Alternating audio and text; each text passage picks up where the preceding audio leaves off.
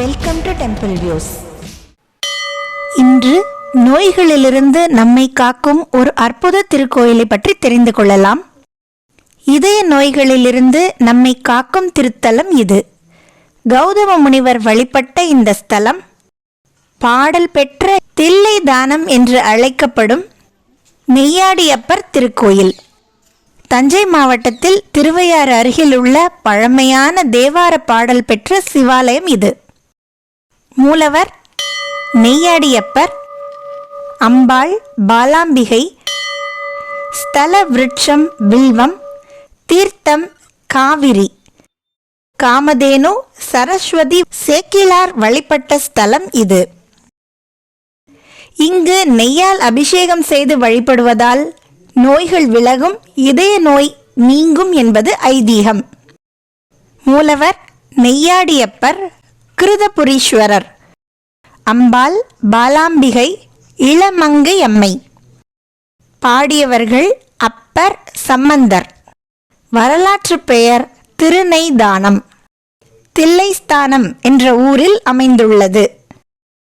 கோவிலின் சிறப்பம்சங்கள்: காமதேனு இங்கு பால் சொரிந்து அது நெய்யாக மாறியதால் இறைவனுக்கு நெய்யாடியப்பர் என்று பெயர். இங்கு நெய்யால் அபிஷேகம் செய்து வழிபடுவது, நெய் விளக்கேற்றி வழிபடுவது மிகுந்த விசேஷமாகும். 9ஆம் நூற்றாண்டில் சோழ மன்னன் ஆதித்த சோழன் காலத்தில் கட்டப்பட்ட கோவில் இது. திருவையாறிலிருந்து 2 கிலோமீட்டர் தொலைவில் திருக்காட்டுப்பள்ளி செல்லும் வழியில் அமைந்துள்ளது. சப்தஸ்தான ஸ்தலங்களுள் இதுவும் ஒன்று. இங்குள்ள அம்பிகையின் பெயர் இளமங்கை அம்மை, அதாவது பாலாம்பிகை. அத்தனை தெய்வீகமாக அருள்பாலிக்கிறார். இலங்கை அரசன் கயவாகு என்பவன் இப்பெருமானை தன் குலதெய்வமாக கொண்டு திருவிழாக்கள் செய்வித்த செய்தியும் கல்வெட்டுகளில் தெரிய வருகிறது. பழமையான இந்த திருக்கோயிலில் நிறைய கல்வெட்டுகள் காணப்படுகின்றன.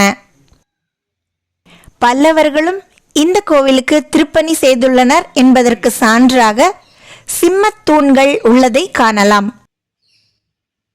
திருவையாறு சப்தஸ்தானங்களில் இத்தலமும் ஒன்று.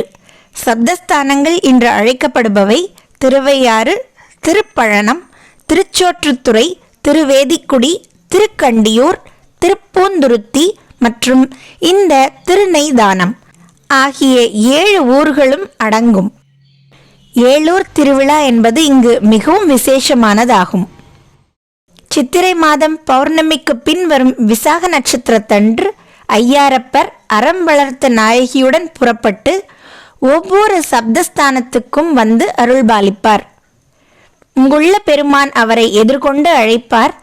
அப்படி 7 ஊர்களுக்கும் சென்றுவிட்டு மறுநாள் காலை திருவையாறை 7 மூர்த்திகளும் அடைவர். இங்கு நெய் விளக்கேற்றி வழிபடுவதால் நோய்கள் முழுமையாக விலகும் என்பது ஐதீகம்.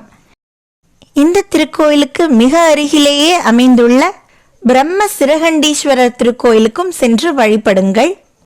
விரைவிலேயே பிரம்மஹத்தி தோஷத்தை நீக்கக்கூடிய இந்த பிரம்ம சிரகண்டீஸ்வரர் திருக்கோயிலின் மகிமைகளையும் சிறப்புகளையும் காணலாம். ஏற்கனவே அருகாமையில் அமைந்துள்ள ஹரசாப விமோசன பெருமாள் திருக்கோயிலை பற்றியும் பதிவேற்றி இருக்கிறோம். அதையும் கண்டு பலன் பெறுங்கள்.